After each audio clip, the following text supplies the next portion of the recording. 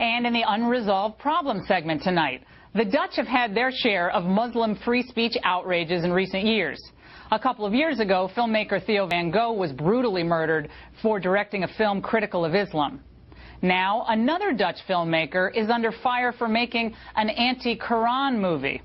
Iranian officials are warning that the Netherlands better not show it.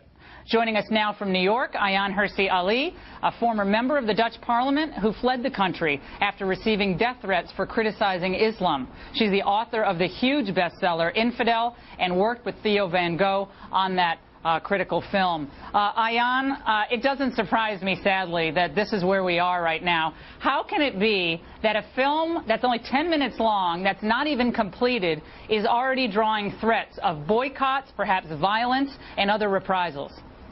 I think it only proves the point that the member of parliament in the Netherlands called Geert Wilderss is trying to prove that the Quran is an intolerant book and that Islam as a political ideology is an intolerant religion, an intolerant ideology. That's what it proves. And we are used to the fact that Iran, whether it's their members of parliament or their president, declare war on other countries, smaller ones at least.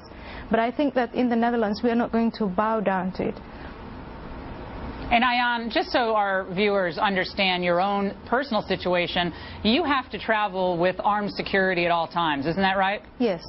And you're always living under death threats and other threats against your safety and your family's safety. Yes, and I feel that it is, I mean, after all the outrages, not only my situation, but, you know, all the ones you mentioned in the film, but it is up to those people we've now come to refer or to hope are moderate Muslims to stand up and to say it's okay, we don't agree with it, but it's okay for the Dutch MP to make his film.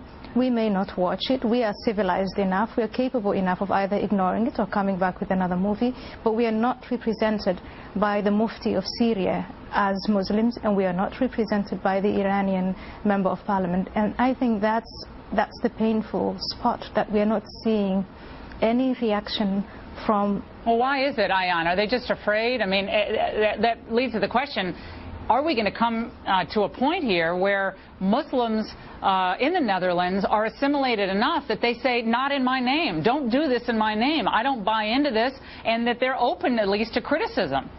Well, there are some who have done that. There's a young man called Ehsan Jami he refers to himself as an ex-Muslim. There's a woman called Nahid Salim. There are a number of Muslim individuals in the Netherlands who say this is not who we are and this is not how we interpret our religion. Unfortunately, they have also been labeled as infidels and non-Muslims, and they're in the minority. And so the large vacuum is, hey, where are these Muslim masses who take to the streets who say this is not to be done in the name of our faith? Ayaan, we were talking earlier this week on my radio show about the dearth of films coming out of the entertainment industry that take an honest look at this horrible extremism within the Muslim world that is subjugating women, people who don't think like they do, people who don't worship like they do, and the brutality of it. And yet there's a deafening silence from these so-called believers in civil rights and human freedom. And meanwhile, it's the American government that continues to get bashed and rendition and redacted, the Valley of Elah, you know, all these ridiculous films that no one's going to see. I think there is a misconception that criticizing Islam as a belief system is the same as racism. I think that's where the misconception comes from. And as long as people, whether they're in Hollywood, but the creative community in the West, define Muslims as victims, then Muslims who are victims truly because they live in dictatorships that do not allow them to express themselves, remain in this circle where they can't think critically, and outsiders say, you know, we have to wait for you to think critically.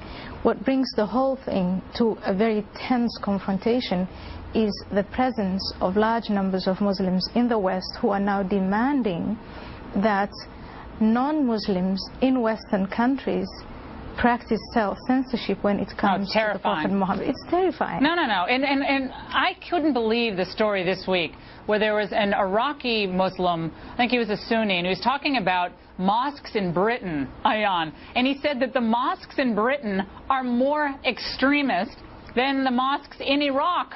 Okay, and so we have children who are preaching as imams in Britain to get around the anti-terror legislation in Britain. You have all sorts of stuff still happening right under the noses of the British government, and yet there's a deafening silence from the EU governments. I mean, the EU government, the country's governments. You don't hear anyone talking about it. Well, or if they talk about it, they say let's be tolerant and sensitive and let's accommodate what they feel might offend large numbers of Muslims. And my point is Muslims as individuals are also endowed with reason and are capable of self-restraint and dialogue, and there is no point in treating Muslims either as if they're children or as if they're a bunch of animals who, if a film on the Quran is made, will, rush and start committing violent acts. And I think that's Ayaan, we're running out of time, but please stay safe. Life is always dangerous for you, and you're very brave in what you say and what you do. Thanks so much. Thank you, Laura.